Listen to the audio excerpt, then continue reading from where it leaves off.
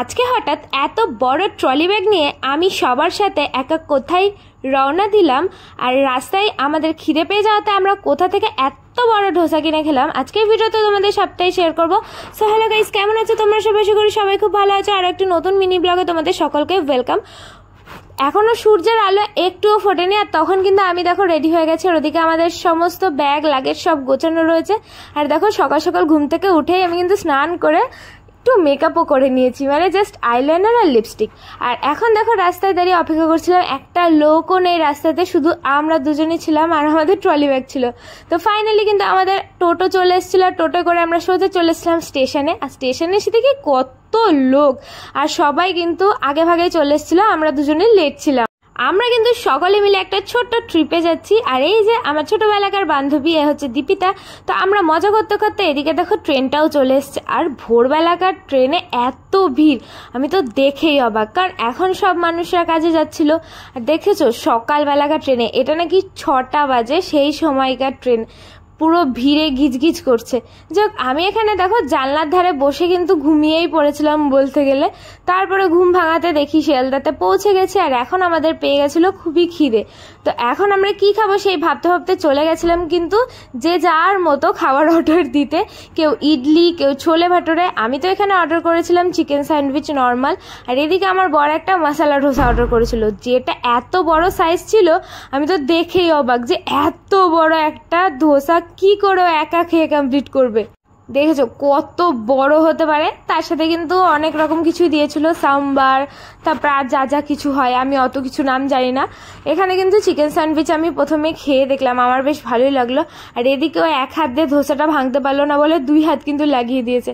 তো আমাকে খেয়ে বলছিল তুমি খেয়ে দেখো, বেশ ভালোই। তাই আমিও কিন্তু একটুখানি ট্রাই করে দেখবো যে কেমন।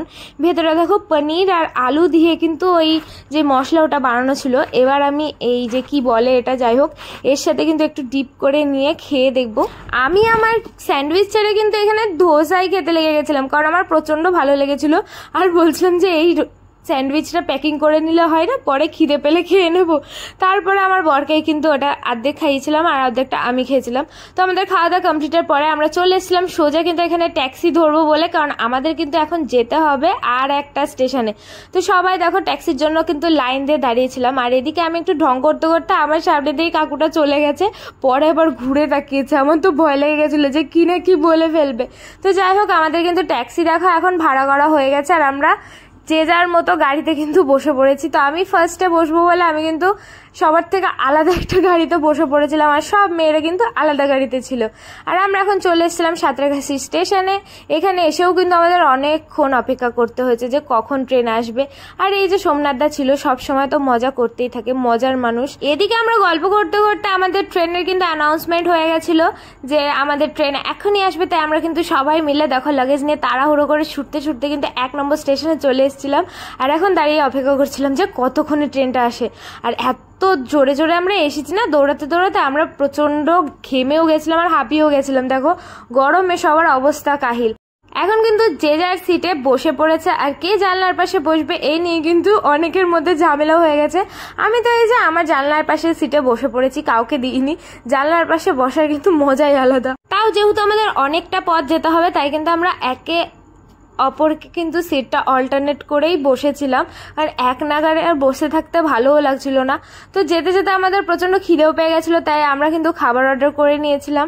আর আমাদের খাবার আসার প্রচুর দেরি ছিল, তাই আমরা বসে বসে কি করব গল্প করছিলাম, আর এই বাইরে সুন্দর সুন্দর দৃশ্যগুলো দেখছিলাম। তাই তোমাদের সাথেও ভালো একটু করে শেয়ার করে দিই।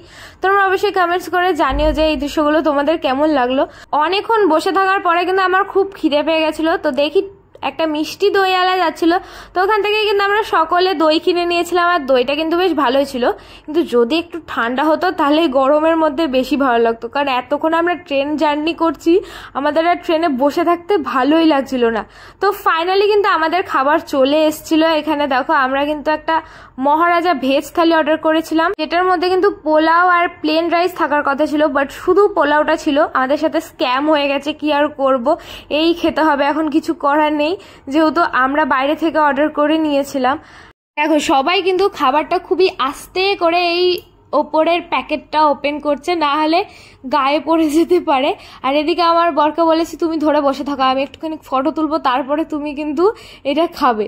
তো দেখো এখানে কিন্তু দুটো রুটি ছিল, আর তার সাথে পোলাও আর কি একটা সবজি দিয়েছিল, তার সাথে একটা পনিরের ওই পাতলা ঝোল টাইপের একটা সবজি ছিল, আর এটা চানা মশলা না রাজমার একটা তরকারি ছিল, যেটা খুবই মিষ্টি মিষ্টি টাইপের ছিল। আর পোলাওটা খেতে বেশ ভালোই ছিল, বাট আমাদের সাথে যে স্ক্যাম হয়েছে, প্লেন রাইসটা ছিল না, এটা আমার খুব খারাপ লেগেছে। তো তারপরে খাওয়া দাওয়ার পরে দেখো আবার এত সুন্দর যেই ভিউগুলো ছিল না, সেইগুলো ক্যাপচার না করে আমি থাকতেই পারিনি। এত সুন্দর দূর থেকে ওই পাহাড়গুলো লাগছিল, কি ভালো যে লাগছিল।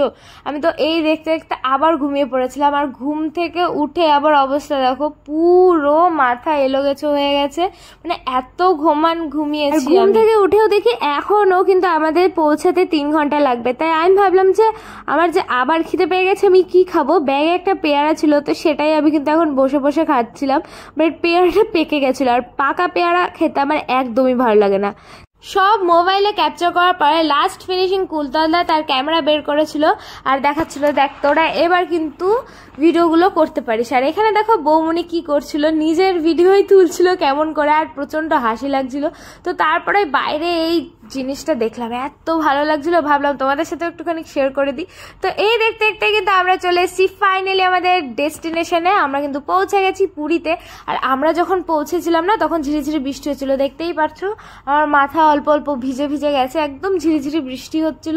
তো আমরা হাঁটতে হাঁটতে কিন্তু চলে গেছিলাম এখন অটো যেখান থেকে ধরবো সেখানে। কারণ আমি এত বোকামির কাজ করেছি, আমি আমার ছাতাটা ট্রলি ব্যাগের মধ্যে রেখে দিয়েছিলাম আর ব্যাগে রাখিনি। এখন ট্রলি ব্যাগ তো তালা মারা, বের করবো কি করে। তাই তাড়াতাড়ি কিন্তু আমরা এখানে দেখো অটোতে উঠেও পড়েছি। এখন আমরা চলে যাব আমাদের হোটেলে, কারণ আমাদের হোটেলটা আগে থেকেই বুকিং করা ছিল। আর এখানে দেখো অটোতে যাওয়ার সময় পৌলমিদিকে এত জ্বালাচ্ছিলাম না, পৌলমিদি লাস্টে রেগে মেগে আর ওর মুখটাই দেখায়নি। তো দেখো আমরা ফাইনালি কিন্তু চলে এসেছি যে হোটেলটা আমাদের বুকিং করা ছিল। আর সবার অবস্থা দেখেছো, মানে বৃষ্টিতে ভিজে সবাই ভেজা গায়ে ছিল। আর সেই সকালবেলা থেকে আমরা জার্নি করছি, আর একদম ভালো লাগছিল না।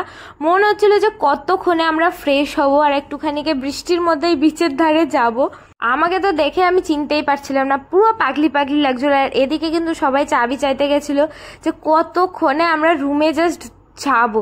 এখানে সবাই দেখো যে যার রুম পছন্দ করে চলেও এসেছি। এটা হচ্ছে দীপিতা শ্রুতির রুম, এটা সোমনাথ দা আর বৌমনির রুম, তারপরে তার পাশের রুমটা ছিল আমাদের। চলো আমাদের রুমটা কেমন তোমাদেরকে একটুখানি দেখিয়ে দিই, একদম ছোটোর মধ্যে, বেশি বড় না। আমাদের রুমটা দেখে নিলে এবার হচ্ছে চলো আস্তে আস্তে যাই। ওই সাইডটাতে দেখেছো, ওইটা হচ্ছে রাকেশদার রুম, আর তার ওপরে ছিল কুন্তল দাদের রুম আর পৌলমিদিদের রুম। আমরা সবাই ফার্স্ট ফ্লোরে রুম পেয়েছিলাম, আর এরা 4 জন কিন্তু পেয়েছিল সেকেন্ড ফ্লোরে। তাই এদের সাথে দেখা করতে গেলে আমাদের ওপরেই আসতে হতো। তারপর কিন্তু আমরা সবাই প্ল্যান করলাম যে তাড়াতাড়ি ফ্রেশ হয়ে এখন যাবো আমরা বিচে। আর আমরা কিন্তু সব বন্ধু বান্ধবরা মিলে এসেছিলাম পুরীতে ঘুরতে। তো আজকের ভিডিওটা তোমাদের কেমন লাগলো অবশ্যই জানিও, ভালো লাগলে লাইক শেয়ার করে দাও, বেস্টটা ফলো করো। তো আজকে বাই, দেখা যাবে।